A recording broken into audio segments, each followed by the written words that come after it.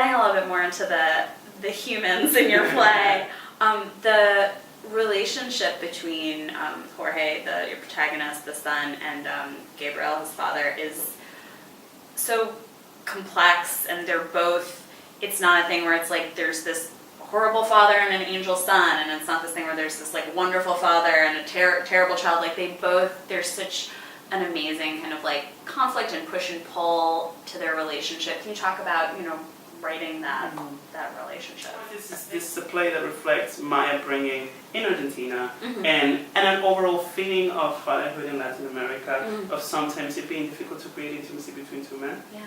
And I remember feeling that not only because my father was away a lot, but because the rapport was not supposed to be intimate. Yeah. And only with time and only with a lot of changes have we got into a place where I like open up about my feelings. Like you said very correctly, I don't see that as a villain and a hero victim kind of situation as much as what it is.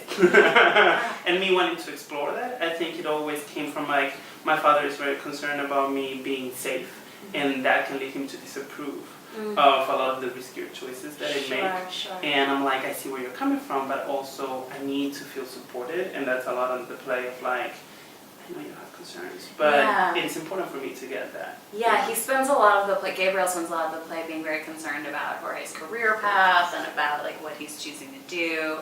And then of course there's, no spoilers, but like his career was not as like stable as you'd think, and just that familiar feeling of a parent kind of wanting their child's life to be better than theirs, but maybe not going about it in the most palatable sort of way. But also safe. Yeah, I think that was something, again, I think as you grow, when you're a child, you tend to look up and see things very black and white. My parents did this wrong, and my parents did this right.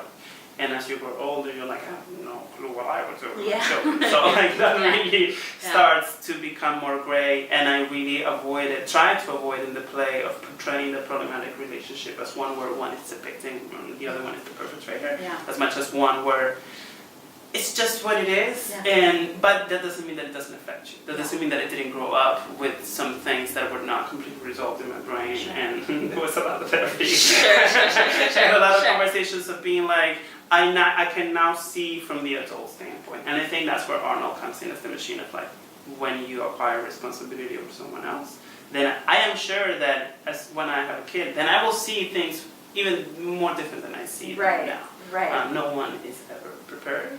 And to think that an action that you took would affect the future of, like, that's so scary, right? Something that I was also really excited about was that Arnold has a male voice. There's, we have like Alexa, like the Amazon thing, and like Siri is female, but you get like that 3 generations of men, almost like this very new machine generation. Then Jorge and Gabriel, it's awesome. What are you? I don't know where you are draft-wise. Maybe you don't know where you are. What are you excited about working on? I will say that, this story was first a movie, a screenplay, and I remember when I wrote it, a lot of people said it has an intimate play-like feeling, and I was like, it does have an intimate play-like feeling, so I'm going to turn it into a play, which is the version I submitted for the Lark.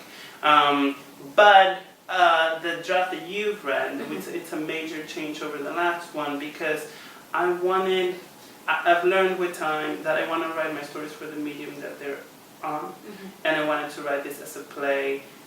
Like, it can only be a play, or at least in its current shape, it can only be a play. And I love doing the kind of thing where, like, you couldn't adapt. I mean, if you were to adapt it, you have to rewrite it from the ground up. So in that version, I really took a lot of, like, how can we make this as an interesting theatrical experience as possible, even in the reading. And I think the most that I want to do now, and that I'm already working on, but of course with the Lark support, is getting it to a place where it's shorter,